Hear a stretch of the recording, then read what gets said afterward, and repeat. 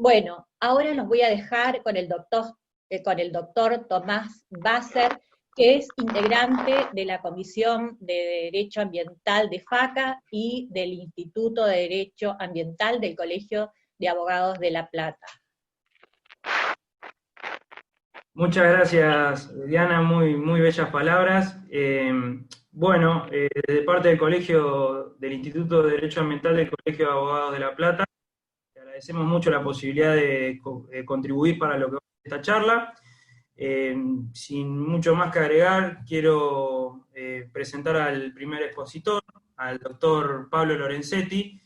Es abogado especialista en Derecho Ambiental por la Universidad de Buenos Aires, especialista en Derecho de Daños y Contratos por la Universidad de Salamanca, especialista en Derecho Ambiental por la Universidad Castilla-La Mancha de Toledo, doctorando en Derecho en la Universidad de Buenos Aires, coautor junto a Ricardo Luis Lorenzetti del libro Derecho Ambiental, editado por Rubinsal Pulsoni en 2018, autor de artículos sobre Derecho Ambiental, Responsabilidad Civil y Contratos, profesor de carreras y cursos de especialización en Derecho Ambiental, Responsabilidad Civil y Contratos, conferencista invitado en congresos y jornadas desarrollados por universidades, colegios de abogados y organizaciones nacionales e internacionales, y director académico de la Fundación Expoterra, que nos acompaña hoy la Fundación, conjuntamente con la Comisión de Derecho Ambiental y el Instituto de Derecho Ambiental de La Plata.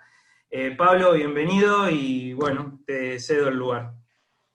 Bueno, muchas gracias Tomás, Diana, Aníbal, al Colegio de Abogados de La Plata, a la Federación Argentina de Colegio de Abogados por la invitación.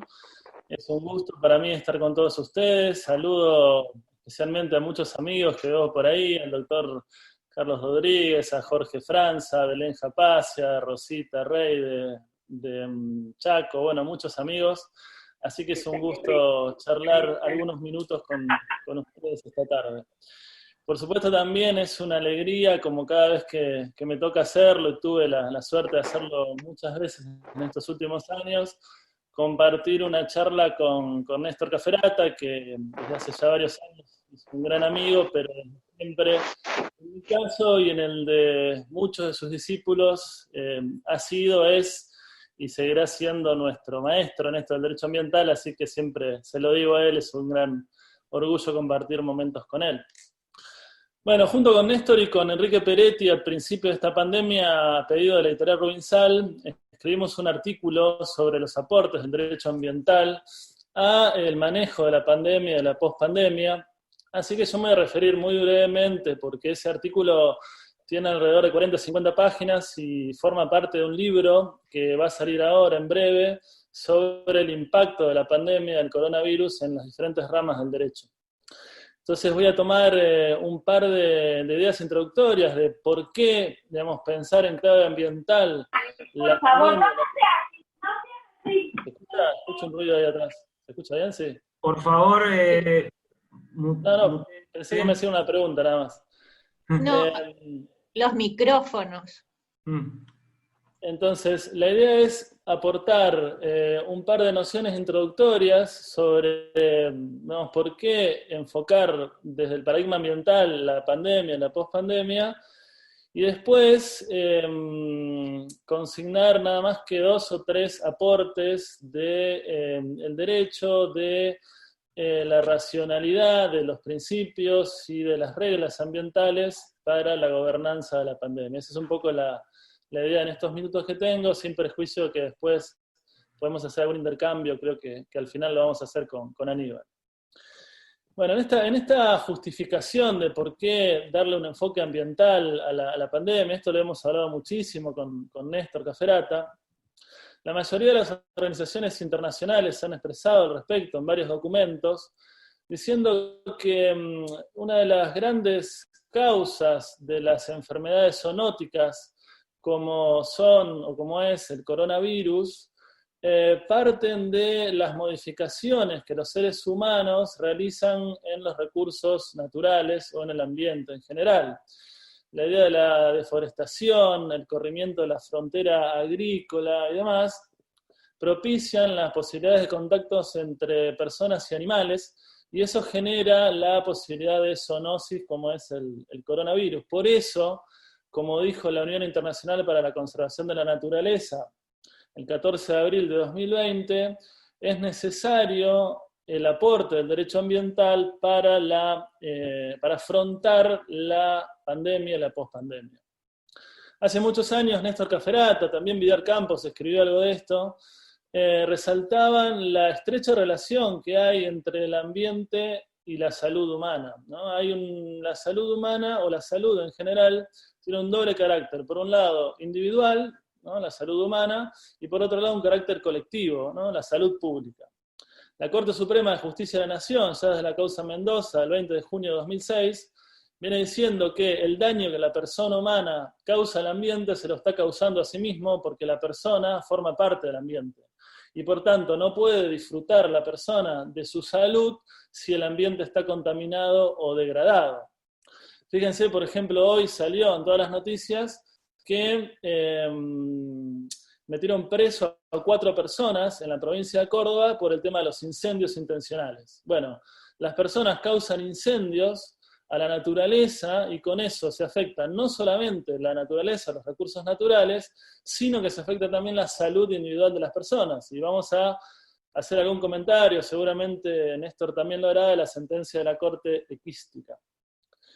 Entonces, para garantizar el derecho a la salud humana es necesario garantizar la salud del ambiente. Hemos citado muchas veces también la opinión consultiva 23 de 2017 de la Corte Interamericana de Derechos Humanos, en la cual se lee claramente que existe una relación innegable entre la tutela del ambiente y el disfrute de los demás derechos fundamentales. Es decir, que los seres humanos, según la Corte Interamericana de Derechos Humanos, no podemos disfrutar de la posibilidad de trabajar, de la propiedad privada, de la salud individual y demás, si no hay condiciones mínimas ambientales de disfrute de esos derechos. O sea, la tutela del ambiente es un prerequisito o una precondición para el disfrute de los demás derechos fundamentales. Es una primera idea. Una segunda idea, y ya yendo un poco más al campo legal, que es lo que nos interesa a nosotros, yo lo que le comentaba un poco a Néstor al principio cuando hablamos, bueno, ahora lo seguimos haciendo todos los días sobre estos temas, es que yo veía una especie de paradoja, ¿no? Porque todos los que estamos acá nos dedicamos, o la mayoría nos dedicamos no solamente a lo ambiental, sino a otras ramas jurídicas también. Y lo que hemos visto en el derecho y estudiado todos estos meses es que hay impactos de la pandemia y de las medidas que se han tomado a partir de la pandemia en todas las ramas jurídicas, ¿no? El derecho no es ajeno a la situación social y a la situación sanitaria. Entonces vemos que todos los campos legales están explorando soluciones, instrumentos, institutos para afrontar la pandemia. Solo algunos ejemplos. Uno de los grandes campos en que esto se está viendo muchísimo es en el derecho contractual. Hay grandísimos problemas en el campo contractual y por eso la doctrina, la jurisprudencia estudia y aplica grandes institutos del derecho contractual vinculados a la renegociación de los contratos, a la frustración del fin de los contratos, a la excesiva onerosidad sobreviniente. Se estudian ciertos contratos particulares, por ejemplo, las limitaciones que existen a las actualizaciones en los contratos de alquiler de inmuebles urbanos, que se han tomado medidas que impiden realizar esas acciones. En fin, hay muchísimas cuestiones en el campo contractual que han sido afectadas por la pandemia. Piensen ustedes, por ejemplo, en los contratos de servicios turísticos o en los contratos de espectáculos públicos. Quien les habla tenía contratado en unas entradas, por ejemplo, para ver a Soda Stereo en el campo argentino de polo en marzo de 2020. Bueno, ahí hay una frustración o una imposibilidad de cumplimiento del contrato por la pandemia y estamos todos renegociando para ver si nos devuelven la plata, cosa que hasta el momento no hicieron, pese a que lo pedí varias veces, o si vamos a poder ir a ver a Soda Stereo, que está reprogramado para creo que marzo o abril de 2021 en el mismo lugar. Yo no me imagino en el campo argentino de polo en marzo o abril de 2021 con 50.000 personas cantando a Soda Stereo. Con lo cual va a seguir este tema contractual para muchísima gente y en muchísimos campos. En los servicios turísticos lo mismo, hay muchísimas personas que han tenido reprogramaciones, cancelaciones y demás de diferentes contratos turísticos. Piensen ustedes los que se dedican al derecho laboral. En el derecho laboral también ha impactado la pandemia y las restricciones que existen. Por ejemplo, sobre si la enfermedad del coronavirus debe o no ser cubierta por las aseguradoras de riesgo de trabajo, qué licencias hay que darles a los trabajadores, la imposibilidad de despidos sin justa causa o por falta de disminución de trabajo, en fin, también muchísimas cuestiones. En el derecho del consumidor también hay muchísimas restricciones o muchísimos daños a los cuales se ven expuestos a los consumidores, tanto en el campo contractual como extracontractual, que se han agravado por la pandemia. En el derecho de familia lo mismo, hay complicaciones en la satisfacción de los alimentos que se deben a los hijos, hay complicaciones en las visitas de los hijos con padres separados, se han acentuado las cuestiones vinculadas a la violencia familiar o la violencia hacia las mujeres. Bueno, hay muchísimos problemas y todos los objetos de estudio de todas las ramas jurídicas han recibido embates negativos de parte de la pandemia, ¿no? Los consumidores, los contratantes, los trabajadores, los empresarios, el propio Estado, en definitiva, vemos, todo tiene efectos muy, muy negativos derivados de la pandemia. Yo lo que veía al principio de todo esto, y lo comentábamos mucho con Néstor en su momento, que contrariamente a este panorama, la cuestión ambiental, paradojalmente, al inicio de la pandemia, lo que ha experimentado son más beneficios que perjuicios. Fíjense ustedes que al principio de la pandemia, cuando mostraban esos mapas del mundo, de la contaminación global, empezó a disminuir la contaminación a medida que las actividades económicas se fueron paralizando. También muchísimos cursos de agua, el aire, fueron disminuyendo su contaminación. Los animales que anteriormente estaban escondidos en sus lugares comenzaron a poder transitar libremente por los lugares que antes transitaban sus cazadores. También los bienes del patrimonio cultural, que es un objeto de tutela del derecho ambiental, el patrimonio cultural, el patrimonio artístico, disminuyeron su degradación por la disminución del turismo internacional. En definitiva, con esto quiero decir que se ve claramente que el mayor degradador de los bienes ambientales, culturales, el patrimonio histórico, artístico y el paisaje, es la actividad del hombre, porque cuando se frenó la actividad de los seres humanos, fue cuando se frenó la degradación del ambiente. Entonces, por eso yo creo que el derecho ambiental, más que perjuicios, lo que tiene son institutos, son principios, son reglas, y son mecanismos de razonamiento para aportar positivamente a la gobernanza de la pandemia y de la pospandemia. Entonces, ahora voy a mencionar nada más que 3 ideas, para dejarle también algunas a Néstor y no pisarlo a él, de estos aportes. Uno que me parece central es el concepto de equidad intra e intergeneracional. En abril de 2020, el sociólogo portugués Boaventura de Sousa Santos publicó un artículo en el cual destacaba que existen ciertos grupos sociales que están sometidos a una inequidad o a una injusticia aún mayor que todo el resto de los habitantes del mundo en el marco de la pandemia.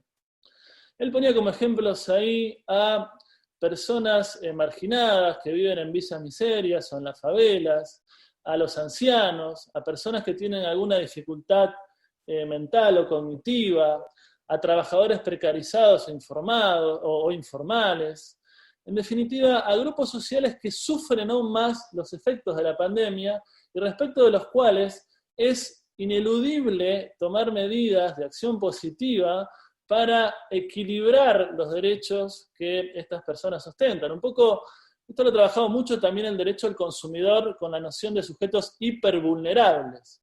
En el derecho ambiental también hemos trabajado la idea del ambiente como sujeto hipervulnerable. Dice Evo Aventura de Sousa Santos que es necesario imaginar y concretar alternativas a los modos de vivir, de producir y de consumir en estos primeros años del siglo XXI. Esto también lo trabajó mucho el derecho ambiental, la producción y el consumo sostenibles. La pandemia y la cuarentena revelan cruelmente que las alternativas son posibles y que las sociedades se adaptan a las nuevas formas de vida cuando esto es necesario y sentido como correspondiente al bien común, ¿no?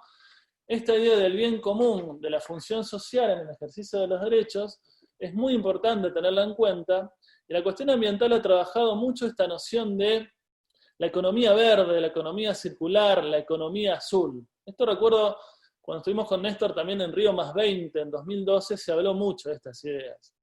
Y recuerden ustedes en esta noción de la equidad intrageneracional, que la noción de desarrollo sostenible o sustentable, que es la principal guía del derecho ambiental, implica equilibrar no solo la variable ambiental, sino la variable económica y también la social. Esta es un poco la idea. Intentar en la gobernanza global post-pandemia que los seres humanos puedan gozar de manera equitativa de los derechos fundamentales. Y no solo los seres humanos, sino también los países. Por eso es importante, ahora se está trabajando en esta idea de que los países puedan tener un acceso igualitario, por ejemplo, a las vacunas, cuando las vacunas salgan. Esa es una idea importante. Dentro de este mismo concepto, el derecho ambiental introduce la noción de la equidad intergeneracional, esta idea de las generaciones futuras. También en abril de este año leíamos un artículo del historiador nacido en Israel, que ha sido un bestseller con sus últimos 3 libros, Yuval Harari, cuya lectura recomiendo, De animales a dioses y esos 3 libros. Él decía que en los últimos años se habló mucho sobre el peligro de una epidemia que podría afectar a todo el planeta, pero los gobiernos no han tomado medidas a futuro porque siempre es más redituable adoptar medidas que resuelvan conflictos del presente, pero que no tienen en cuenta los riesgos gravísimos que pueda haber en el futuro. Dice Harari en ese artículo que ahora, con estas gravísimas consecuencias que ha traído el coronavirus, nos damos cuenta de que es necesario pensar en decisiones que tengan en cuenta no solo lo local, no solo lo global, sino también, ni lo actual, sino también pensar en el futuro para evitar que las futuras crisis nos golpeen como nos golpearon ahora. Máxime teniendo en cuenta que también la mayoría de las investigaciones científicas que se han publicado últimamente concluyen en que es altamente probable que haya cada vez más epidemias y pandemias en todo el mundo producidas por las actividades de los seres humanos y que esas pandemias o enfermedades sean cada vez más graves. Aquí el derecho ambiental ha trabajado mucho la idea también, y esto lo hizo por ejemplo Enrique Peretti en la teoría de la decisión judicial, esta idea de las decisiones atemporalmente convincentes, o sea, decisiones judiciales, dice Enrique, pero yo lo amplío a las legislativas, a las ejecutivas y de cualquier otro tipo, que tienen que tener en cuenta no solo las partes del proceso, sino también a los grupos, a las clases y también a las generaciones futuras. También es muy importante trabajar en el principio de progresividad, no regresión y prohibición de retroceso en materia de derechos fundamentales. De esto hay mucha jurisprudencia también. La Corte Suprema de Justicia de la Nación ha trabajado o ha receptado la idea de la necesidad de tutelar a las generaciones futuras, por ejemplo, en muchas causas en las cuales se tuteló el agua potable, ¿no? Causa La Pampa contra la provincia de Mendoza, el 1 de diciembre de 2017, en la causa de la Laguna La Picasa, que ha trabajado también Néstor Caferata muchísimo, se dice que el conflicto del agua potable tiene que tener en cuenta el interés de las generaciones futuras, no solamente el de las generaciones presentes. Entonces, una primera idea como aporte al derecho ambiental, equidad intra e intergeneracional. Un segundo aporte importante me parece este de la resolución de los juicios de ponderación a los cuales nos enfrenta no solo la pandemia, sino cualquier tipo de conflicto que los abogados desempeñamos intentamos de resolver todos los días. Esta idea de ponderar derechos fundamentales que se encuentran en conflicto o que compiten en el caso particular. Esto lo vemos siempre cuando resolvemos casos de derechos fundamentales y se ve muchísimo ahora en la pandemia. Todos los países del mundo han dictado disposiciones y medidas tendientes a gestionar la crisis y la emergencia. Seguramente Néstor les va a hablar un poco de la emergencia ambiental más adelante, así que yo no me voy a extender. Pero esas medidas, en general, colisionan con otros derechos que todos los ciudadanos del mundo tienen y que en general son derechos individuales. Y ahí tenemos entonces conflictos entre derechos individuales, por un lado, y derechos de incidencia colectiva por el otro, y esto lo ha trabajado mucho el derecho ambiental. Pensemos en nuestro país que se han dictado medidas de aislamiento social preventivo obligatorio, restricciones a la circulación, al tránsito en las calles, congelamiento de cuotas de créditos hipotecarios o prendarios actualizables por UVA, imposibilidad de despidos, imposibilidad de corte de determinados servicios y demás. Todas esas restricciones están fundadas en el bien común, en la idea de proteger la salud individual, la salud pública, de evitar muertes y de evitar la saturación del sistema de salud. O sea, hay una justificación razonable que implica una reglamentación de derechos individuales que, como tiene dicho la Corte ya desde el año 1922, una causa muy interesante que se llama Ercolano contra Lanteri, los derechos individuales no son absolutos y deben ser ejercidos en función social. Por eso se admiten ciertas limitaciones a los derechos individuales que estén justificados en estas ideas. Bueno, el derecho ambiental aplica o aporta a esta cuestión la idea de la función socioambiental o de la función ecológica, como dice Antonio Benjamín en Brasil, en el ejercicio de los derechos individuales. ¿Por qué es importante esto? Porque la mayoría de las actividades que degradan el ambiente y los bienes comunes se realizan a través del ejercicio de derechos individuales relacionados a la propiedad privada, al ejercicio de la industria lícita y a la libertad de contratación. La Corte Suprema, en la causa Salas, por ejemplo, del 26 de marzo de 2009, dijo que la protección de los bienes comunes implica armonizar la tutela del ambiente con el desarrollo. No debe buscarse una contrariedad o un choque en la tutela del ambiente y el desarrollo. Eso es una falsa dicotomía, es decir, no podemos proteger el ambiente porque si protegemos el ambiente la gente se va a quedar sin trabajo y se va a morir de hambre. Eso lo tiene dicho la Corte y lo ha trabajado mucho la doctrina, que es una falsa dicotomía, ¿no? Esa es una idea importante. La tutela del ambiente no significa detener el progreso, sino hacerlo más sustentable. Introducir la variable ambiental al desarrollo, y eso es la función socioambiental en el ejercicio de los derechos individuales. Hoy consagrada en el ecoabuso de derecho, como le gusta decir a Gonzalo Soso, del artículo 14 del Código Civil y Comercial de la Nación. El ejercicio de los derechos individuales, si afecta al ambiente, a los bienes comunes, va a ser declarado abusivo. En el caso de la pandemia, cualquier ejercicio, cualquier derecho individual que afecte a la salud pública, si con Néstor Cafferata, como lo ha escrito en su artículo, la salud tiene una variable colectiva, o sea que si hay un ejercicio, un derecho individual que afecte a la salud como salud colectiva, como bien colectivo, puede ser declarado abusivo. Eso es importante para tenerlo en cuenta en la jurisprudencia. Ni hablar del artículo 240, que es el artículo del Código Civil y Comercial que más ha trabajado la doctrina ambientalista, que es este que implica la compatibilización o armonización entre derechos individuales y colectivos, y que la Corte Suprema de Justicia de la Nación lo ha trabajado en varias causas también. Yo menciono solamente la causa Barrick contra Estado Nacional y otros, del 4 de junio de 2019, en la cual la Corte defiende la constitucionalidad de la ley de glaciares, y ahí dice la Corte que los derechos individuales deben ser armonizados con los derechos de incidencia colectiva, conforme lo marca el artículo 14 y 240 del Código Civil y Comercial, para asegurar que el ejercicio de la industria lícita, en ese caso la actividad minera, sea sustentable y se fomenten las modalidades de producción y de consumo sostenible conforme a los objetivos del desarrollo sostenible. En definitiva, esta segunda idea, entonces, ponderación, función socioambiental en el ejercicio de los derechos fundamentales, creo que es una idea rectora para trabajar mucho más en la pospandemia. Y una tercera y último aporte que me gustaría compartir con ustedes es el de los mecanismos de tutela inhibitoria de daños, o la idea de la prevención de daños individuales y colectivos.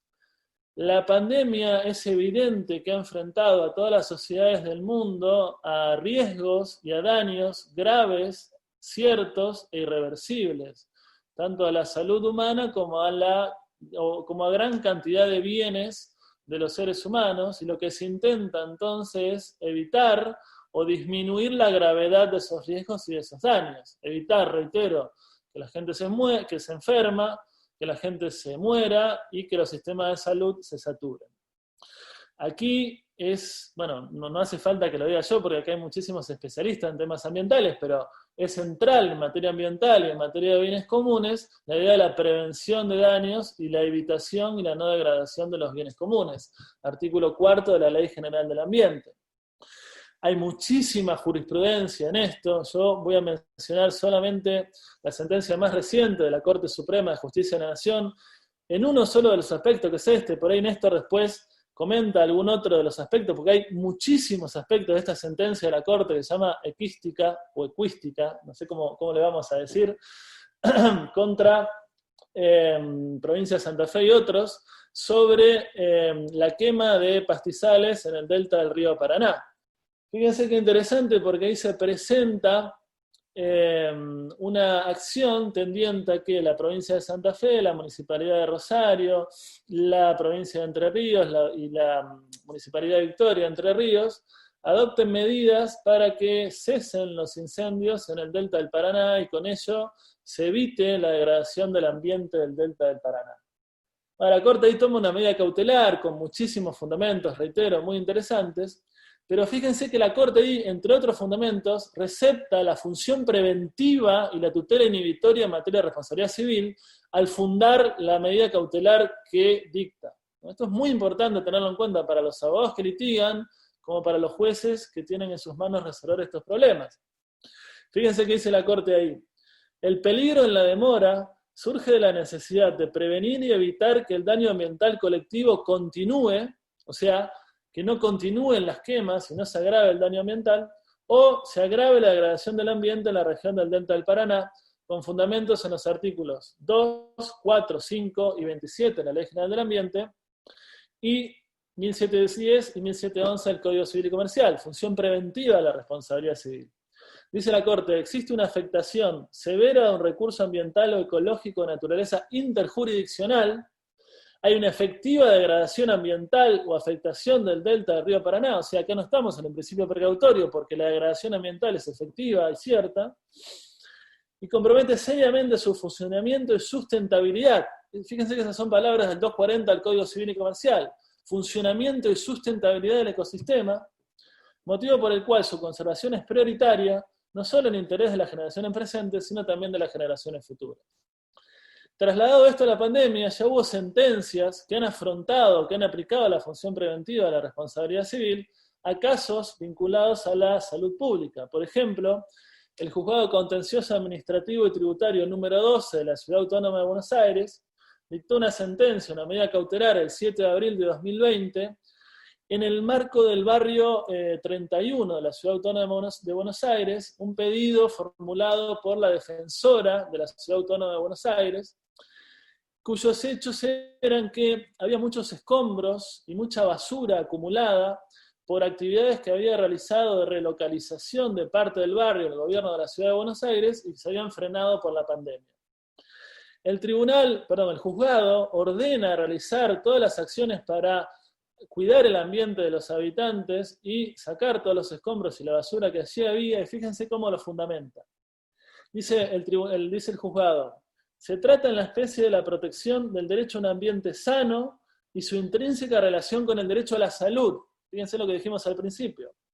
No solo individual, sino pública. Esto que yo decía que escribió Néstor hace ya casi 20 años.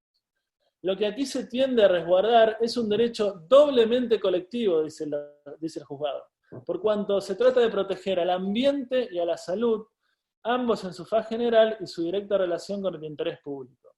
La basura y escombro acumulados a cielo abierto generan suciedad y mosquitos, provocando grave riesgo de contraer enfermedades que hoy deben minimizarse debido a la pandemia que estamos viviendo. Entonces, función preventiva de la responsabilidad civil, medidas cautelares para garantizar la tutela del ambiente y de la salud.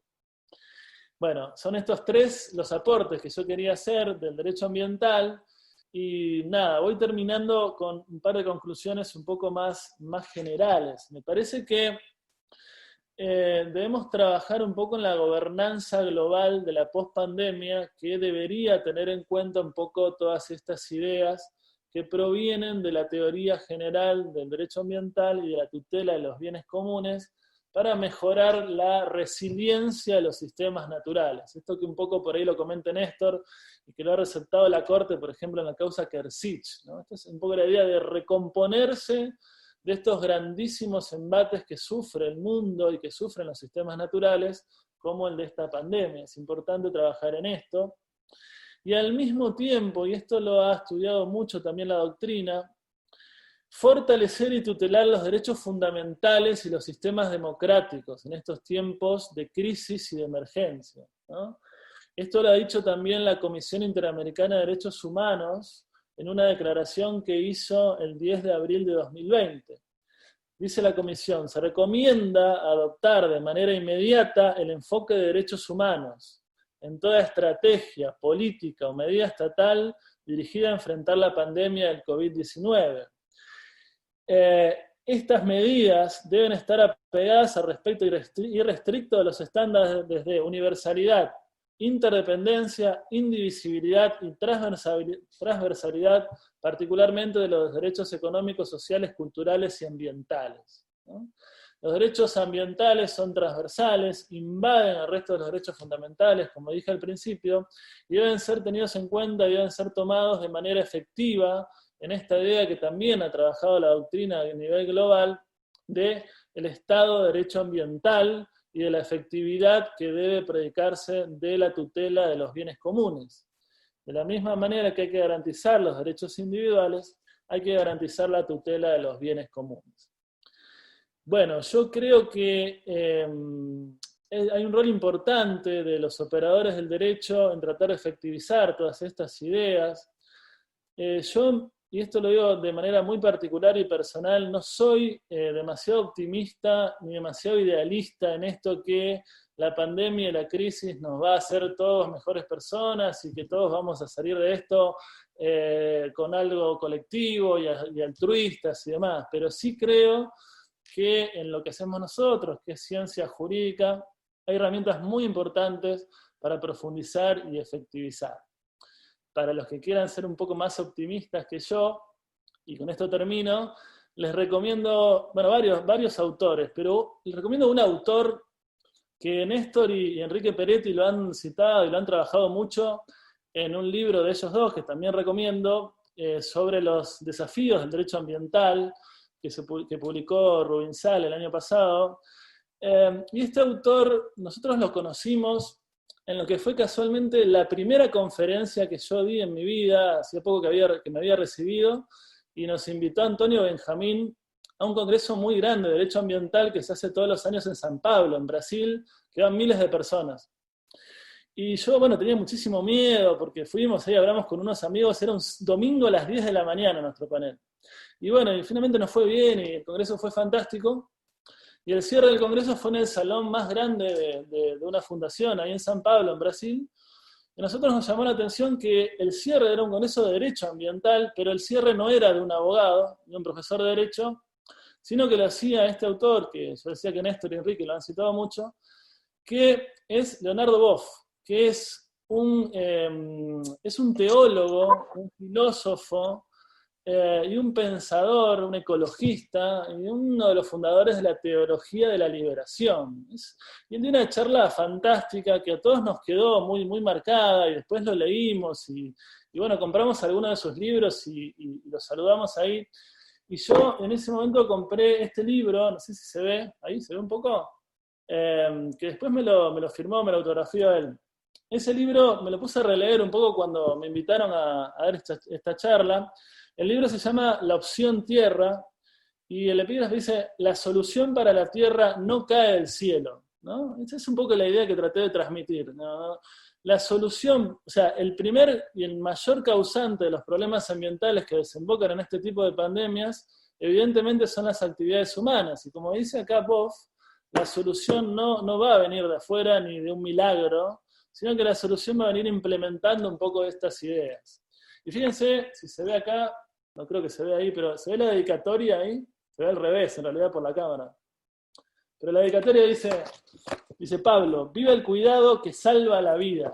Esa es un poco la idea. Viva el cuidado de la naturaleza que salva la vida y la salud de los seres humanos. Esa es un poco la idea que me parece que nos podríamos quedar poco más positiva de la que tengo yo normalmente. Nada más. Muchas gracias, y Néstor, te escuchamos con todas las ganas. Muchas gracias, Pablo. Muchísimas gracias. Antes de pasar a Néstor, primero les queremos pedir 1000 disculpas a las personas que no han podido ingresar. Realmente la convocatoria fue mucho más grande de lo esperado, estamos totalmente colapsados y vamos ingresando gente a medida que podemos. De todas maneras, la charla va a estar grabada y después vamos a poder compartirla, así que desde ya, bueno, les pedimos disculpas. Ahora sí, le toca al doctor Néstor Cafferata, profesor de posgrado de posgrado de Derecho Ambiental de la UBA, secretario de Juicios Ambientales, autor de varios libros, profesor también de la Universidad de San Martín, bueno, y ha sido profesor mío durante 2 años de posgrado, he tenido el gusto de tener al profesor, así que nos espera una linda charla. No lo largo mucho más, Néstor, te dejo. Bueno, muchísimas gracias, buenas tardes, gracias por la invitación, FACA y el Instituto de Derecho Ambiental del Colegio de Abogados de La Plata. Para mí también es una alegría estar acá compartiendo esta exposición con Pablo Lorenzetti, que me une además una gran amistad, y estar en este ámbito acompañado también por Diana Moralejo, por Aníbal Falvo. Recién me dijo, pusiste como algo muy importante, 2 años tuve de alumno, y para mí también fue una alegría que estés acá en la organización de esta jornada. Bueno, Pablo me hizo pensar o repensar muchas de las cosas que tengo hoy para decir. Primero, cuando habló de la equidad intergeneracional y de la equidad intrageneracional. Yo recuerdo siempre un fallo de la Corte del Brasil, de Antonio Benjamin, que él hablaba de los sectores más vulnerables de la sociedad, los sectores marginales de la sociedad, de la pobreza, y decía cómo la pobreza golpea la temática ambiental, o cómo la temática ambiental golpea en la pobreza. Él hablaba de los parias ambientales, Muchas veces incurrimos en un olvido de la dimensión social de lo ambiental. El derecho ambiental, en tanto y en cuanto tiene como macrofin o como pilar la sustentabilidad, reúne 3 dimensiones inseparables, al decir de Naciones Unidas. Una dimensión ambiental, una dimensión económica y una dimensión social. Y dentro de la dimensión social, Naciones Unidas se ha encargado de decir muchas veces que uno de los principales problemas ambientales del mundo es no solamente la contaminación ambiental, sino también el exceso de pobreza. 1 de cada 5 habitantes de nuestro planeta está malnutrido, y 1 de cada 7 habitantes de nuestra Tierra padece de pobreza extrema. Es decir, que nuestra disciplina, si se quiere, tiene por objeto la defensa de los vulnerables. Primero, la naturaleza. Eso lo enseña Ricardo Lorenzetti como bien vulnerable, porque en definitiva la naturaleza es finita y es escasa. Ya vimos por ahí un artículo, un trabajo muy bueno de Liber Martín hablando de la escasez del agua, los problemas generados por la escasez del agua. Yo por acá, en esta biblioteca, tengo un libro que compré hace mucho tiempo atrás, apenas los comienzos de la década del 80, de una ONG muy prestigiosa a nivel internacional, una ONG ambientalista. Y uno de los artículos del libro, es una obra colectiva, hablaba del agua y de la escasez del agua como un objeto de lucha para las sucesivas décadas. Y a mí, en aquel momento, yo lo leí, me llamó la atención, y confieso que pensé que estaba equivocado el autor, que exageraba, y sin embargo, hoy vemos que uno de los problemas más serios de la humanidad es el derecho humano de acceso al agua potable y al saneamiento. Naciones Unidas, en el año 2010, reconoció el derecho de acceso al agua potable y al saneamiento básico como un derecho humano, en tanto que el protocolo de San José de Costa Rica, en el artículo 11, ya lo contiene de manera positiva o expresa. Lo cierto es que la pandemia del coronavirus, como enseña el profesor, médico, historiador, epidemiólogo Frank Snowden, uno de los mayores expertos del mundo en epidemias, y sobre todo uno de los expertos de mayor conocimiento en la historia de las epidemias, él dice que las epidemias permiten entender la humanidad y la historia. Se toca las fibras más íntimas de nuestra naturaleza humana y asimismo nos plantean preguntas de vida o muerte y nuestra actitud hacia ambas. Nos preguntan sobre nuestras éticas, nos muestran si nuestro mundo se preocupa por la gente más necesitada. Las epidemias, decía Frank Snowden, son como mirarse en el espejo de la humanidad y puede decirle que no todo es bello. Tenemos un lado oscuro, pero también tenemos un lado brillante. Hay héroes en esta historia. Snowden dice que esta es la primer gran epidemia de la globalización. Él señala que a diferencia de la gripe española del año 1918, esta epidemia se transformó en una pandemia, es decir, en una epidemia mundial a nivel global, en 2 meses, mientras que la gripe española tardó 2 años en expandirse o propagarse a nivel internacional. Snowden lo vincula con la globalización. Realmente la globalización nos ha traído una serie de beneficios, pero también nos ha traído algunos problemas muy serios que no se han resuelto, sobre todo desde el punto de vista político y jurídico.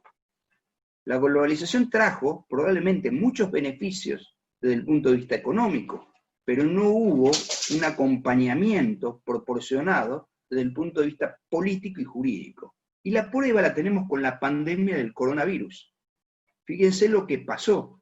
Los países, en lugar de unirse, y eso es lo que se queja el secretario general de Naciones Unidas, en lugar de adoptar unas posturas uniformes, se cerraron, se aislaron, y las recetas son propias de la soberanía nacional, es decir, trataron de internalizar el problema y dan respuestas que podemos considerar de orden local frente a un problema global.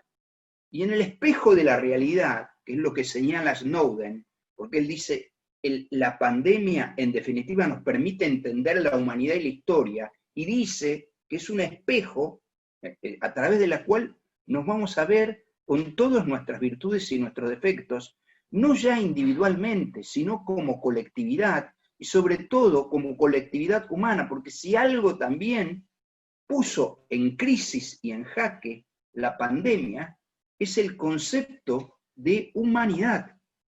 Yo recuerdo siempre lo que enseñaba Ramón Martín Mateo. Ramón Martín Mateo, una de sus últimas obras, en realidad reunió una serie de artículos y conferencias que él había dado a lo largo de varios años. El libro lleva por título El hombre, una especie en peligro. Y Ramón Martín Mateo, en ese libro, tiene un artículo que él hace predicciones y realmente anticipó esta pandemia. Él dice, ¿qué puede pasar si dentro de un tiempo, este libro creo que es del año 79, por ahí, si dentro de un tiempo se desata una epidemia derivada de la gripe? Ustedes no se olviden que los españoles en el año 18 habían sufrido una influenza, porque es la gripe española. ¿Qué pasa si aparece un virus derivado de la gripe más agresivo que la gripe española? Dice, vamos a tener un problema muy serio, porque uno de los grandes defectos que tiene el ser humano es que no tiene capacidad de organización colectiva, es decir, no tiene respuesta colectiva uniforme. Por el contrario, el hombre actúa con un individualismo que lo lleva muchas veces a adoptar actitudes que son finalmente suicidas. Como dice la Corte, quien daña al medio ambiente se daña a sí mismo. Y parece que esa es una conducta errónea que tenemos todos los seres humanos en más o en menos. Uno de los grandes problemas que presenta la humanidad en este sentido es la falta de empatía. Y eso lo denuncia un sociólogo británico muy prestigioso, Jeremy,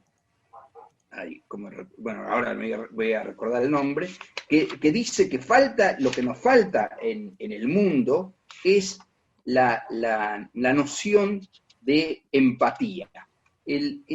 O sea, nos está faltando, Jeremy Rifkin, nos está faltando ideas de solidaridad, de respeto al otro, de identificarse como grupos unidos frente a situaciones de calamidad pública, de estragos, de desastres ambientales, sanitarios, de crisis epidemiológica como el que vivimos actualmente con la pandemia COVID-19.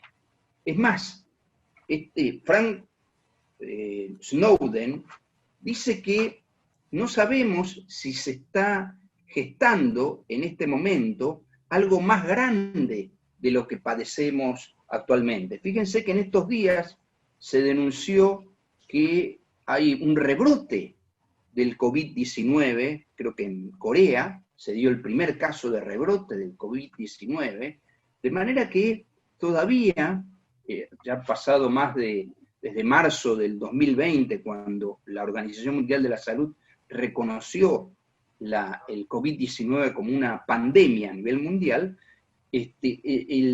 no sabemos todavía cuál es la causa de esta enfermedad, cuál es el mecanismo de contagio, cuál es su tratamiento, y en definitiva todavía no apareció la vacuna que nos pueda dar algún tipo de seguridad para circular libremente, porque lo que ha ocurrido es que esta pandemia ha llevado a una cuarentena y a un aislamiento social como un mecanismo de reacción propio de las comunidades más antiguas, porque como bien lo señala Ricardo Lorenzetti, la cuarentena es un mecanismo que se implementó en la Edad Media. Ustedes piensen que la pandemia coronavirus, es la séptima epidemia de este siglo, originada en una zoonosis. Las zoonosis se producen cuando hay un salto de un virus directamente de la fauna animal silvestre al ser humano. Y esto se produce probablemente por causas de un desajuste entre el sistema antrópico, entre la actividad humana y el sistema natural. Esto lo enseña Ricardo Lorenzetti cuando dice que, en definitiva, esta pandemia es el cisne negro de la relación del hombre con la naturaleza, es el cisne negro, porque pone en jaque todo el sistema de comportamiento humano, no solamente desde el punto de vista de la seguridad alimentaria, sino en relación con la protección del medio ambiente natural. A raíz justamente de esta opinión de Ricardo Lorenzetti, yo recordé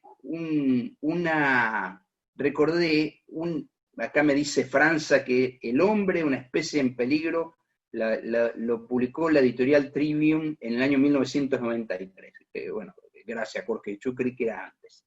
Él decía, a raíz de la opinión de Ricardo Lorenzetti, que esto es, en definitiva, la pandemia es una corrección que hace el sistema natural en relación al comportamiento humano, recordé la definición que daba Raúl Brañas del derecho ambiental. Brañas decía que el derecho ambiental se ocupa de la interfaz, es decir, de la relación entre el sistema de los organismos vivos y el sistema natural, el entorno. Efectivamente, el derecho ambiental es un derecho articulador, es un derecho que busca armonizar, compatibilizar el sistema natural, nuestro entorno natural, que se rige por las leyes de la naturaleza, con la actividad antrópica, con el sistema humano. Lo cierto es que la pandemia coronavirus nos deja una serie de lecciones. Una de las lecciones que nos deja es que el ser humano, y el derecho en particular, debe adoptar una visión ecosistémica de estos problemas, una visión sistémica de estos problemas.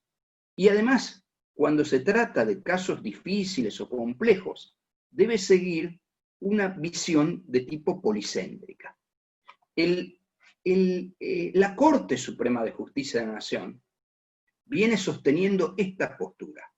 Lo dijo en relación a la causa de La Pampa contra Mendoza, en diciembre del 2017, que lo citó Pablo, en respecto del daño ambiental generado en relación al uso y al aprovechamiento del río Atuel, de la cuenca del río Atuel, volvió a decirlo en la causa de la Picasa, la causa iniciada como un incidente en competencia originaria dirimente de la Corte, iniciada por la provincia de Buenos Aires contra la provincia de Santa Fe. En estos casos, lo correcto, lo adecuado, es adoptar primero una visión policéntrica de la problemática, que excede largamente la visión clásica bilateral de los conflictos. Y en segundo lugar, la visión correcta es desde el punto de vista de la unidad ecosistémica. La Corte sostiene, en una causa, por ejemplo, en una contienda de competencia, resuelta a fines del año pasado, Fernández se llama, que la visión correcta de todas estas problemáticas, me refiero a la problemática ambiental, es una visión holística, totalizadora, integral y ecocéntrica. La Corte, en la causa de la Atuel y en la causa de la Picasa, dijo que la regulación del agua, como un componente, como un elemento microsistémico, como un elemento micro del macro, que es el ambiente, como un componente del ambiente, la regulación del agua ha dejado de ser antropocéntrica y dominial de base ius privatista y ha pasado a ser una visión de naturaleza sistémica o ecosistémica o ecocéntrica. Esa visión ecocéntrica es la visión o la concepción moderna, intuitiva, protectoria del derecho ambiental, y es la postura que adopta la Corte en relación a todas estas cuestiones. Es más, estas jornadas es de federalismo, y la Corte dice que en todas estas problemáticas, conflictos entre las provincias, vinculados a bienes comunes o colectivos, en el caso estamos hablando de la Picasa, una laguna que, dicho sea de paso, crece o creció.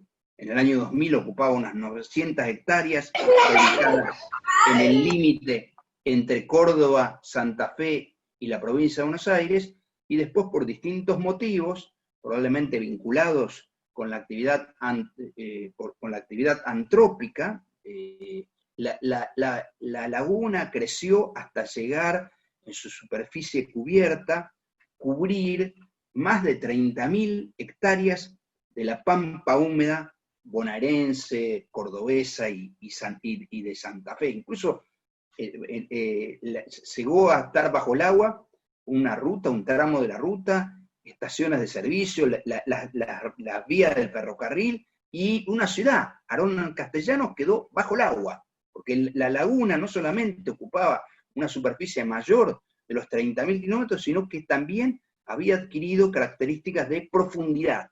Entonces, estas problemáticas deben ser resueltas desde el punto de vista del territorio ambiental, que no necesariamente coincide, por lo general no coincide, con el territorio federal.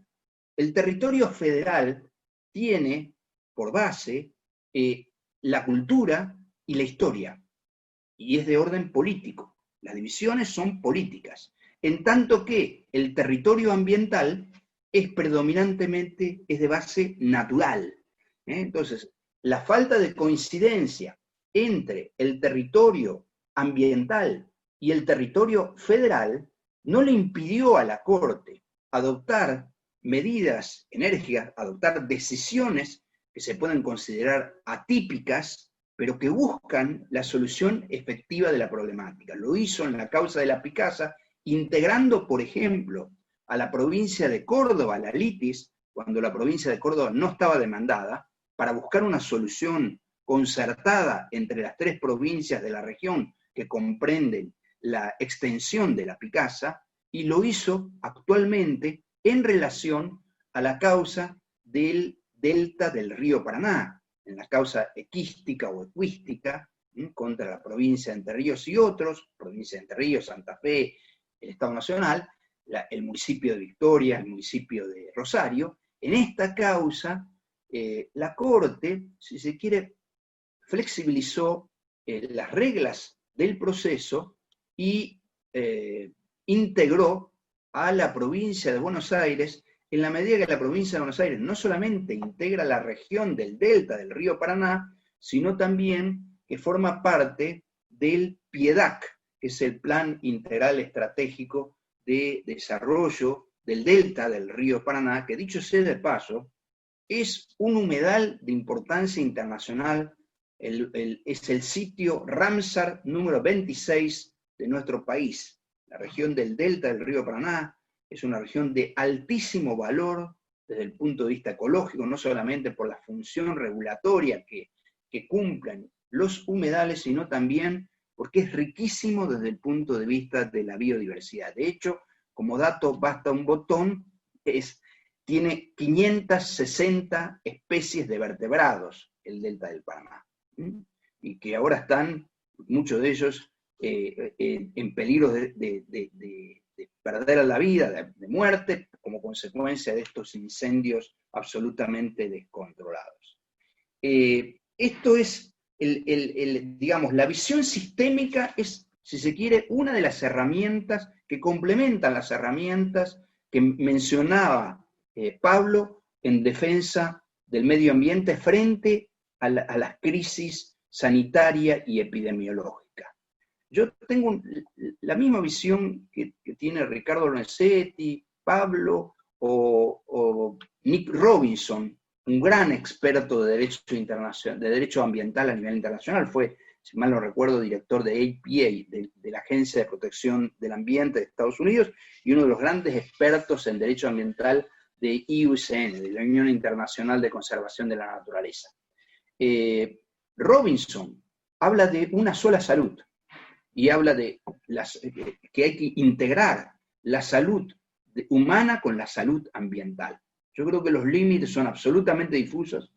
Fíjense una cosa, la Constitución argentina, cuando consagra el derecho al ambiente sano, con lo cual lo vincula con la salud, equilibrado, y después dice apto para el desarrollo humano, por lo cual el derecho ambiental es un presupuesto del desarrollo humano.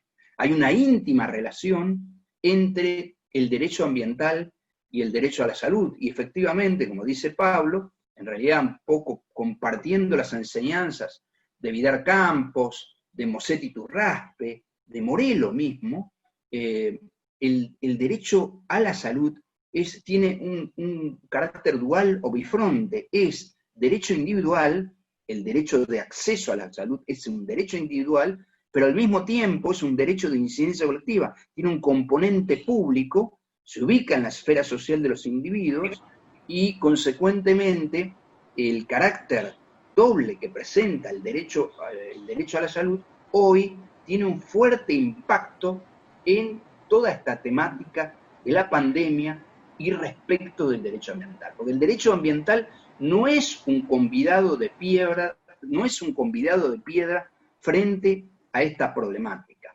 De hecho, la pandemia, el virus, circula entre las cosas y las personas, y el cuerpo receptor es el medio ambiente. El cuerpo receptor es el medio ambiente. Y no me cabe la menor duda que la pandemia, el virus, circula con mayor capacidad de contagio y mayor potencialidad en aquellos sectores más vulnerables de la sociedad. Por eso, cuando Pablo mencionaba de Sousa, yo recordaba lo que decía Boaventura de Sousa con respecto a la pandemia COVID-19. Decía, COVID-19 no es una pandemia democrática, decía, porque no golpea de la misma manera a los sectores más pobres de la sociedad que a aquellos que pertenecen a sectores medios o altos de la sociedad.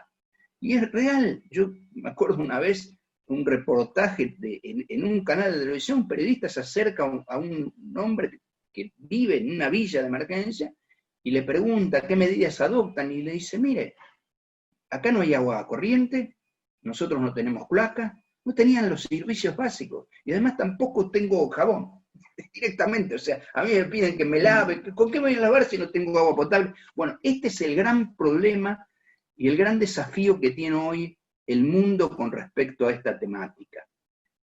A fines del año 2019, la Organización Mundial de la Salud formó una junta de vigilancia mundial preparativa de emergencia sanitaria. La Organización Mundial de la Salud ya venía siguiendo el rastro de esta problemática. Y era obvio que lo hiciera, porque, vuelvo a insistir, esta es la séptima zoonosis de lo que va del siglo, digamos, desde el siglo XX hasta estos comienzos del siglo XXI. Séptima zoonosis seguida. El SARS, el ébola, el MERS, todos son zoonosis. El VIH, todos son zoonosis. Todos están vinculados con transgresiones en la conducta social del hombre o en las conductas individuales del hombre, sea por razones de seguridad alimentaria, sea por cualquier otra razón, pero lo cierto que cuando Lorenzetti dice esto es una corrección del sistema, es una corrección del sistema, es como si nos pasaran factura por la mala conducta que hemos adoptado. Lo cierto es que la Organización Mundial de la Salud, el grupo de alto nivel y el grupo del Banco Mundial, en mayo del 2018, formaron una junta de vigilancia mundial de preparación para las emergencias sanitarias. Esa junta fue derivada del ébola 2014-2016. Esa junta, integrada por 15 miembros, fue presidida por una persona muy conocida y apreciada por el derecho ambiental, Gro Harlem Brundtland, que fue directora de la Organización Mundial de la Salud. Fue la primer ministro noruega en el año 1987, cuando el presidente de la Conferencia de Naciones Unidas para el Medio Ambiente y el Desarrollo en 1992 la invitó y le dijo, forma una comisión y producí un informe. Y ese informe es el que acuñó por primera vez en los documentos internacionales el concepto de desarrollo sostenible o sustentable. Bueno, Gro Brundtland es la que encabeza esta Junta de Vigilancia Mundial preparativa de las emergencias sanitarias y presenta un documento, estoy diciendo, a fines del año 2019, le presenta un documento a la Organización Mundial de la Salud diciendo cuáles son las medidas requeridas para acelerar la preparación de las emergencias sanitarias, centrándose en particular en los riesgos biológicos que se manifiestan como epidemias y pandemias, poniendo el acento en las pandemias respiratorias letales o virulentas que se propagan rápidamente, reclamando, entre otras medidas, liderazgo para impulsar el progreso, construcción de sistemas eficaces o sólidos, prepararse para lo peor, financiación, mecanismos internacionales de coordinación. Es decir, a fines del año pasado, la Organización Mundial de la Salud tenía un documento, un reporte anual producido por la Junta de Vigilancia Mundial en preparación de la emergencia sanitaria, y ya hablaban de un mundo en peligro. Sin embargo, el nacionalismo y la soberanía que rige, lamentablemente, esta hora del mundo, porque ha ocurrido que distintos líderes, sobre todo mundiales, se han encerrado en la búsqueda de la solución de este problema que es de naturaleza global, han llevado al debilitamiento de las organizaciones internacionales. La propia Organización Mundial de la Salud está, yo diría, en crisis como consecuencia de esta pandemia. Fíjense que el presidente de los Estados Unidos le quitó todo el apoyo. Bueno, lo cierto es que nosotros no tenemos respuestas globales frente a esta problemática, de allí que grandes autores como Ferrajoli salieron reclamando lo que ya habían pedido antes, una constitución de la Tierra, una constitución planetaria, pide Ferrajoli, porque dice que estos megaproblemas, habla de la pandemia COVID-19, pero también habla del cambio climático, de las especies en vía de extinción, del derretimiento de los hielos polares, fíjense lo que está pasando en el Ártico, reclama la necesidad de establecer instituciones a nivel mundial. A mi juicio, asistimos a una problemática tan severa a nivel mundial que bien podría calificarse una emergencia ambiental, como lo hizo la Corte en la causa de las quemas irregulares y los incendios descontrolados de la región del delta del río Paraná. El Instituto de la Emergencia Ambiental está en la Ley 25675, está en el artículo 2, inciso K, y también figura en el principio de cooperación. No es raro, no es extraño que figure en el principio de cooperación. En realidad, estos institutos, que son institutos, como diría Ricardo Nocetti, de un estado de excepción, o como lo enseña también Gonzalo Soso, son algo así como un sinónimo de estado de necesidad. Estos institutos en los que están íncitos o que son inherentes a ellos la urgencia de la situación, implican la posibilidad de que el Estado actúe de manera enérgica y establezca restricciones, límites, condicionamientos a derechos y garantías constitucionales. Lo que no significa de ninguna manera aniquilar o denegar esos derechos y garantías constitucionales. Por eso coincido con Pablo cuando dice, bueno, tenemos que pensar el problema de la pandemia en el marco del Estado de Derecho y en la democracia. No hay mejor remedio para gestionar este estado de excepción que no sea con mecanismos democráticos. Ahora, esta problemática es una problemática revolucionaria. En realidad, las problemáticas de las emergencias son, yo me acuerdo una enseñanza de Néstor Pedro Sagüez que decía que sospecho que es un estado aconstitucional las emergencias. Es decir, el Estado tiene que salir a resolver con toda urgencia situaciones absolutamente atípicas o extraordinarias, en las que la sociedad está a la deriva prácticamente, y se crea un riesgo de estado anárquico o estado autoritario. De manera que la receta para salir de la emergencia es primero más democracia, es decir, echar mano a los institutos de derechos que tenemos y disponemos para resolver este tipo de cuestiones, muchas veces aplicando lo mismo pero de manera diferente, para lograr recuperarse, porque en realidad esto es una suerte de catástrofe ambiental. Las catástrofes ambientales habían sido estudiadas mucho por Naciones Unidas, sobre todo por Japón, que sufrió todo tipo de catástrofes ambientales, tsunami, explosiones nucleares, entonces, huracanes. Entonces, en el concierto mundial, Japón se transformó en un líder para impulsar un convenio internacional sobre catástrofes ambientales. Logró dos marcos de acción, uno en Hyogo y otro en Sendai, sobre catástrofes ambientales. Y cuando ustedes leen lo que entienden por catástrofes ambientales, comprenden no solamente las generadas por la actividad de la naturaleza, sino también por las actividades antrópicas, pero tienen carácter extraordinario y consecuencias negativas anómalas o extraordinarias. Lo cierto es que en estos dos marcos, el marco de acción de Hyogo 2005-2015 y el que le sigue, el marco de acción para reducción de las catástrofes ambientales de Sendai, se habla de tres etapas bien diseñadas o delimitadas.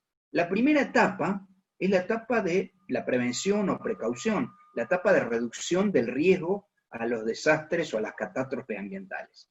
La segunda etapa es la etapa de la emergencia ambiental. Y la tercera etapa es la etapa de la resiliencia, eso que mencionaba Pablo, concepto que efectivamente la Corte utilizó en dos causas. En la causa Kersich, Juan Andrés, contra 9 de julio, en el que la Corte habló del derecho humano al agua potable y habló de la necesidad de adoptar medidas para garantizar el funcionamiento y la resiliencia de los ecosistemas, en particular el sistema agua. Y lo mismo dijo en la causa de La Pampa contra Mendoza en relación al río Atuel. Es decir, de la mano del derecho ambiental, la Corte introduce un concepto, una noción muy ecológica, que es la noción de resiliencia, aunque ya había ingresado en nuestro derecho, pero de la mano del derecho del trabajo. Y en realidad el concepto de resiliencia también está en la psicología, pero antes estaba en la biología. O sea, se sabía que los ecosistemas tienen capacidad de adaptación, de resistencia, de respuesta frente a los problemas. Esta idea de la biología se trasladó a la psicología, ingresó en el derecho del trabajo, y ahora lo tenemos instalado fuertemente en el derecho ambiental. Y yo creo, Pablo, que la resiliencia, el concepto de resiliencia, está en el artículo 240, implícito, del Código Civil y Comercial. Porque ese de artículo 240, que es un artículo atípico en todo el derecho del mundo, en todo el derecho comparado, porque es un artículo que regula la relación del hombre, si se quiere, con la naturaleza, establece, por un lado, el deber de compatibilización entre el ejercicio de los derechos individuales respecto al ejercicio de los derechos de incidencia colectiva, y después no debe afectar el funcionamiento ni la sustentabilidad de los ecosistemas. Esa es la idea de resiliencia, funcionamiento de los ecosistemas, la capacidad de adaptación del ecosistema, la capacidad de respuesta frente a una invasión de agentes externos que pueden ser biológicos, físicos, químicos, etc., es una característica del elemento base de nuestra disciplina, que es el ecosistema. La unidad ecológica, el ecosistema, es la base de nuestra disciplina. Por ahí vi en un chateo que hablaban de la teoría de los sistemas. Bueno, la teoría de los sistemas es la teoría predominante hoy en la sociología, en el derecho, en distintos ámbitos, la teoría de los sistemas, en la biología, la teoría de los sistemas ha tomado una relevancia enorme. Se habla de la autopoiesis. En definitiva, los ecosistemas tienen un sistema de organización que les permite reciclar, digerir, resetear, si se quiere, como si fuera un sistema de informática, los elementos externos, y la contaminación ambiental se produce cuando la invasión de agentes externos en el cuerpo receptor supera la capacidad defensiva del sistema, es decir, cuando el sistema no puede resetear o reciclar ese agente externo. Esa es la idea de resiliencia, y es un elemento que hoy aparece en nuestra doctrina judicial a través de la labor pretoriana de la Corte, y también son instrumentos, ideas, valores del derecho ambiental que hacen no solamente a la defensa del medio ambiente, sino a la necesidad de establecer límites en la relación entre el hombre y la naturaleza, entre el ejercicio de los derechos individuales y la defensa de los derechos de incidencia colectiva, en este caso referidos al bien colectivo ambiente. Dos o tres reflexiones más y termino. Yo digo, para mí es una emergencia ambiental.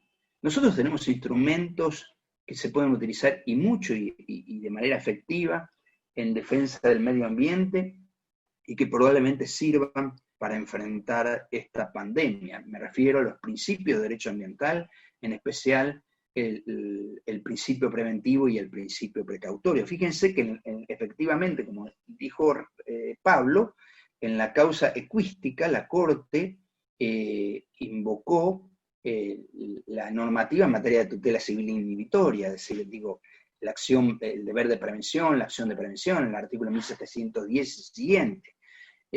La responsabilidad preventiva del Código Civil y Comercial refuerza el principio de prevención contenido en el artículo 4 de la Ley 25.675. Pero la Corte ha avanzado, incluso sentando principios que no están positivizados, pero que están reconocidos y que gozan de gran salud y prestigio a nivel internacional, como el principio indubio pro ambiente y el principio indubio pro agua en la causa Majul, que ustedes saben es una causa vinculada con la defensa de los humedales en Gualeguaychú.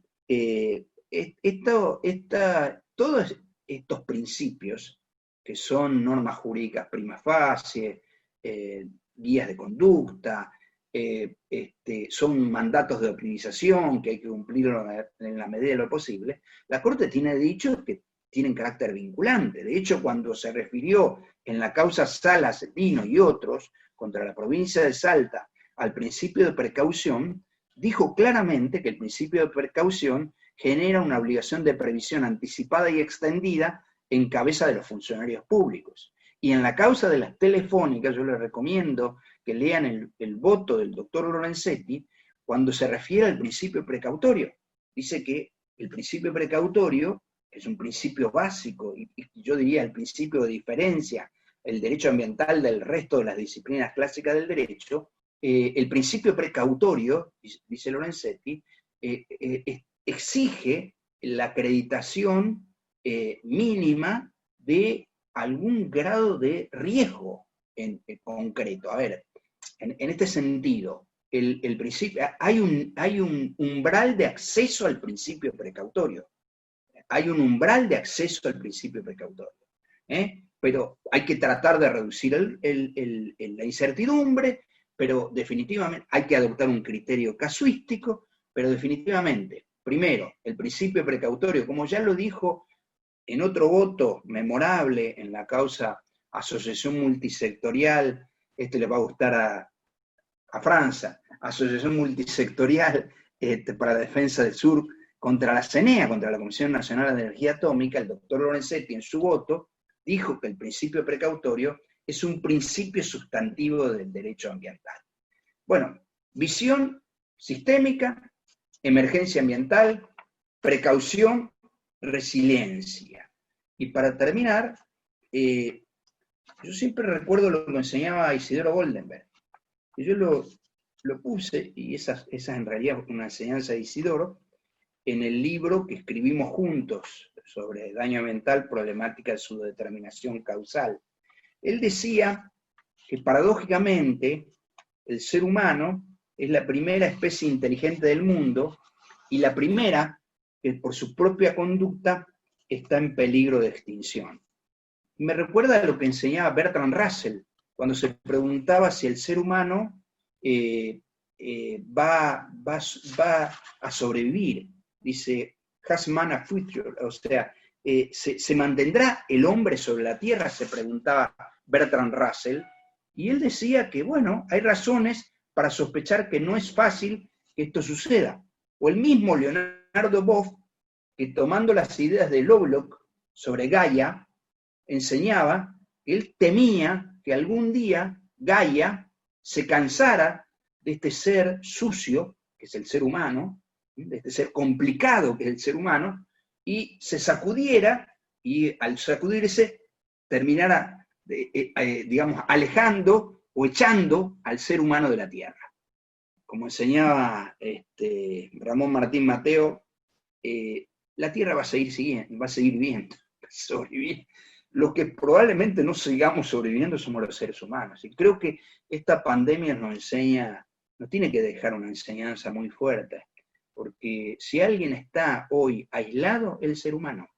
O sea, el que está en riesgo, el que está en peligro de extinción, es la humanidad, es el mundo. El mundo es el ser humano en su conjunto, globalmente, no la Tierra. La Tierra sigue su vida. Yo acá, por suerte, estoy en un ámbito que puedo ver, tengo verde, miro y están todos los animales felices, que era lo paradójico, lo que enseñaba Pablo, ¿no? Están todos felices. Yo tengo ahí, las calandrias me vienen a visitar todos los días, y tengo un montón de aves por acá, porque vivo cerca de la reserva de Otamendi. Entonces, esto es increíblemente hermoso, está más tranquilo que antes, porque el ser humano está encerrado en su casa. Bueno, muchísimas gracias por la atención, creo que más o menos estoy en el tiempo comprometido. Gracias. Bueno, Néstor, muchísimas gracias, muy bueno, un gran aporte. Y bueno, estamos finalizando este ciclo de charlas. Le quiero dejar el lugar ahora a Aníbal Falvo, el director del Instituto de Derecho Ambiental del Colegio de Abogados de La Plata, y también coanfitrión de esta charla. Aníbal, el micrófono es tuyo. Bueno, gracias Tomás, ¿cómo les va? ¿Cómo están todos? Yo nada más quiero agradecerle a Diana, ¿no? por haber ayudado tanto y poder armar juntos estos encuentros, y me da una gran alegría, te conozco hace 1000 años, y tenemos un gran afecto. A Pablo y a Néstor, dos amigos entrañables, que estén acá, les agradezco muchísimo. Me encantó lo que dijeron. A Tomás, que le pone tantas ganas y tanto estudio a todo esto, así que y a todos los que estuvieron acá escuchando, me parece que es muy, muy bueno encontrarnos en estos sistemas. Me encantó lo que dijeron, tanto vos, Pablo, como vos, Néstor. Yo tenía algunas cosas que decir mínimas, me habían pedido con mucha generosidad, tanto Néstor como Pablo y Diana, que dijera algo al final. Me parece que con lo que expusieron ustedes es más que suficiente. Yo también escribí algo para ese libro que comentabas vos, Pablo y Néstor, y a mí cuando se me planteó ese tema, y tenía unas cosas anotadas, pero no voy a hablar de eso, voy a decir una o dos cosas de lo que dijeron ustedes, nada más un minuto, pero lo primero que se me planteó cuando tuve que escribir eso, y creo que lo pude decir, es que esta situación nos plantea una de las cuestiones centrales del humano, y es la incertidumbre, ¿no? Vivimos en la incertidumbre, y el derecho ambiental es un derecho que ha sabido moverse en la incertidumbre, a diferencia de otros derechos. Y ese me parece que era un aporte interesante que puede hacer el derecho ambiental. Sabe cómo moverse en situaciones de incertidumbre. De hecho, hace mucho tiempo decíamos ya, si no hay algo de incertidumbre, no es un tema ambiental, ¿no? Entonces, saber que movernos en la incertidumbre es parte de nuestra temática, y que esta situación nos lleva a una incertidumbre, y saber movernos ahí. Y la segunda es la ignorancia. El derecho ambiental nos enfrenta a la ignorancia. Y me parece que hay un tema hay muchísimas cosas excelentes, geniales que dijeron ambos, ¿no? Pero yo solamente tomo una. Me parece que hay un tema muy recurrente que es el del pensamiento. Néstor empezó su charla diciendo, Pablo me hizo pensar, y iba a decir unas cosas y pensé, ¿no? Después siguió Néstor y dice, hay lecciones como, por ejemplo, pensar dentro de una visión sistémica, nos decía Néstor. Pablo empezó diciendo, tenemos que agilizar y trabajar con mecanismos de pensamiento. Parece que el pensamiento está muy en el centro. Los dos estuvieron mucho con el tema del pensamiento, y me puse a pensar, ¿no? Que el pensamiento, por un lado, puede crear todo, pero no puede crear la naturaleza, ¿no? El pensamiento puede crear grandes computadoras, teléfonos inteligentes, automóviles, no sé, muchas cosas puede crear, pero está imposibilitado de crear naturaleza, ¿no? Esa es una primera idea, hay una gran imposibilidad del pensamiento. Y por otro lado, creo que el pensamiento es ese que ha observado a la naturaleza, por ejemplo, como algo para hacer negocios, como un recurso. Esa es una mirada desde el pensamiento, no desde la parte de naturaleza que tenemos nosotros. Miren, en 1600, en la Piazza di Fiori, queman a Giordano Bruno. Giordano Bruno en la Inquisición, ¿no? Giordano Bruno escribió varios libros muy interesantes, hay uno que se llama La expulsión de la bestia triunfante, ¿no? Y se centra en la naturaleza, y ahí dice que la naturaleza es la divinidad en las cosas, ¿no? Me parece muy importante resaltar esto y volver a la divinidad, una divinidad en la naturaleza. Esa visión me parece que también está en muchos fallos de la Corte. A mí me interesa mucho cuando la Corte tiene unas miradas realmente que, no sé, la podemos llamar divinidad, pero no están dentro de ese pensamiento que ve a la naturaleza como un recurso, como un lugar para hacer negocios, como un lugar para desarrollos inmobiliarios, como hasta un lugar para darme placer, satisfacción, sino de otra manera, como parte de la divinidad. Y eso está muy claro, por ejemplo, para mí en Río Atuel, cuando la Corte mira el territorio y dice, miren, acá hay algo natural y hay algo político, cultural, y no se compatibilizan. ¿Y a dónde ingresa? Ingresa a la naturaleza, en aquello que el pensamiento no puede crear, pero dando un salto, no quiero decir a la divinidad, como decía Giordano Bruno, Spinoza después dice, Dios o la naturaleza. Ese famoso, ese principio de Spinoza, después de Giordano Bruno. Dios o la naturaleza. Es lo mismo. Están ahí en esa frecuencia estos enormes genios, uno quemado en la hoguera y otro muy despreciado tal vez. Entonces, me parece que esta idea de analizar y ver nuestro pensamiento, ¿qué pasa con nuestro pensamiento? Porque nuestro pensamiento primero no puede crear la naturaleza, después puede ver a la naturaleza de tal manera que cree una sabiduría pasando por a través de la naturaleza. Me parece que eso está mucho en los casos de la Corte.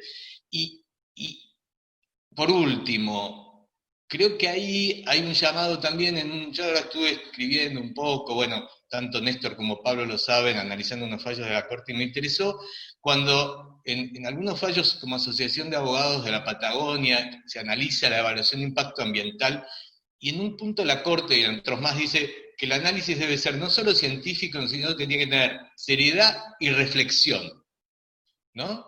Y me parece que ahí está un poco el trabajo al que nos está invitando Pablo y Néstor, que es a un trabajo en el pensamiento. ¿Cómo pensamos? ¿Cómo es nuestro vínculo con nuestro pensamiento? Me parece que es un viaje hacia adentro para poder ir hacia afuera. Esta idea de la Corte, de la reflexión y de la seriedad, va más allá de ese pensamiento. Vos, Pablo, contabas de Harari. A mí me gustaría charlar un minuto, tal vez ya no se nos fue el tiempo, pero vos hablabas de Harari. Harari dice que hay una nueva religión, que es el datismo, la religión de los datos. ¿No? Hemos sido tan adoctrinados para creer en los expertos que los datos parece que son los nuevos mandamientos, los nuevos dioses. Y se corre a la reflexión, se corre a la filosofía, se corre a ese Dios o la naturaleza de Spinoza, o la naturaleza es Dios en las cosas de Giordano Bruno. Entonces creo que ahí hay un desafío muy interesante que nos plantea esta situación, y a los que tanto Néstor como Pablo nos fueron llevando con las ideas que tienen, ¿no? Faltan ideas, decía Néstor, como el hombre como degradador, nos decía Pablo, pero el hombre, la parte de naturaleza del hombre, que Giordano Bruno entendía como divina y Spinoza igual, o un pensamiento que se separa de la naturaleza y la ve como algo externo. Bueno, me parece que es formidable lo que hicieron, les agradezco muchísimo y Bueno, no sé nada más, no sé Diana si no querés cerrar, si Pablo y Néstor quieren decir algo más, y agradecerles a todos, ¿no? Que hayan escuchado, y perdón si me extendí demasiado, ¿no? No, por mí está bien, Aníbal, cerrá vos, así que no sé si Néstor y Pablo quieren decir algo. Yo simplemente agradecer a todos. Claro, bárbaro, Diana. Sobre todo Claro. a Néstor y a Pablo, que siempre están, cuando los invitamos, siempre nos dicen que sí y que pueden participar, y aparte nos enriquece con su enseñanza y sabiduría, así que mil gracias. Bueno, yo también un agradecimiento a todos los que estuvieron presentes. Un feliz día del abogado que se viene dentro de poco, una profesión a veces no muy valorada, pero sí importante, así que bueno, y nada, todo lo que les interese los temas ambientales, los invito a ver las redes y la página de Fundación Expoterra. Ahí van a encontrar muchos trabajos y clases y demás. Y bueno, nada, los invito a todos también, sé que ahí Diana y Aníbal Largo estaban organizando, a que participen, digamos, todos en publicaciones, en conferencias, en charlas. Acá tenemos gente, qué sé yo, desde consagrada, como mencioné antes, qué sé yo, Carlos Rodríguez, Belén Japacia, Aníbal, Jorge Franza, bueno, un montón, José Saín, hasta gente más joven, y bueno, nos invitamos a todos a escribir, a publicar, a involucrarse. Yo sé que estaban hablando de organizar algún evento entre las comisiones de derecho ambiental de los colegios de abogados. Y eso está bueno, que cada uno vayan presentando ponencias o escribir. Nosotros con Néstor, desde hace muchísimos años, tenemos la revista de Derecho Ambiental que publica la editorial La Ley. Los invitamos a todos a publicar, bueno, a todos los que les interese difundir sus opiniones, un poco lo que decía Aníbal recién. Digamos, el pensamiento y construir un poco el derecho ambiental y el derecho en general. Así que a través de todos esos canales está bueno mantenerse reunidos, ahora que no podemos hacerlo personalmente, pero bueno, cuando podamos también los invitamos al Congreso de Derecho Ambiental que hacemos todos los años en la UBA. El año que viene veremos si es a principio o al final de año, pero nada, eso nada más, un agradecimiento para todos e invitarlos a seguir en contacto y produciendo. Muchas gracias, Pablo. Néstor, gracias, sí. Pablo. Genial. Solamente agradecerles a todos ustedes, no solamente los que organizaron este evento, los que tuvieron la gentileza de acompañarnos y presentarnos, sino también a quienes asistieron, nos están acompañando. Veo que hay chats muy, muy lindos, así que infinitamente agradecidos. Yo creo que tenemos que pensar que el derecho ambiental tiene que salir fortalecido de toda esta situación tan crítica, porque la crisis sanitaria, epidemiológica, va de la mano de la crisis ambiental. Y por lo mismo que hay una frase de Einstein que siempre me causó gracia, pero es realmente muy reflexiva. Él dice que el ser humano no tiene capacidad organizativa, no tiene capacidad colectiva, y que si las ratas que tienen ese atributo hubieran nacido con mayor volumen físico, seguramente dominarían el mundo. Bueno, realmente la pandemia es como dice Snowden, es un espejo al que nos podemos ver, la humanidad toda, en su conjunto, y vemos cosas muy buenas. Hay héroes en toda esta pandemia, los médicos que están al frente luchando frente a esta terrible enfermedad. Lamentablemente es tan trágica que se cuenta por muertos y por contagiados. Y en segundo lugar hay cosas muy feas, muy desagradables, hay mucho egoísmo, mucho individualismo y poca solidaridad y empatía. Y el derecho ambiental es un derecho esencialmente valorista, principista, tiene ideas de cooperación y solidaridad, de manera que nosotros, que somos operadores jurídicos y que hemos abrazado esta especialidad por vocación, creo que tenemos un deber muy grande de difundir las ideas de la temática ambiental, porque sinceramente creo que más allá de que es una especialidad útil para el derecho, es, como enseña Ricardo Lorenzetti, un metavalor. El paradigma ambiental hoy domina el Estado de Derecho, por eso la Corte habló del Estado ambiental del derecho en la causa de las represas, y me parece que nosotros tenemos que predicar con el ejemplo y difundir la importancia del derecho ambiental para la humanidad toda. Gracias por todo, muy amable. La verdad que bueno, gracias Néstor, gracias Pablo, Diana, Tomás, Diana, gracias a todos. Gracias a Saludos todos. a todos los amigos y amigas que vi ahí chateando. Gracias. Gracias. Gracias. Chao. Muchas gracias a Chao, todos chao, por venir. chao, chao. Gracias. Nos vemos. Gracias.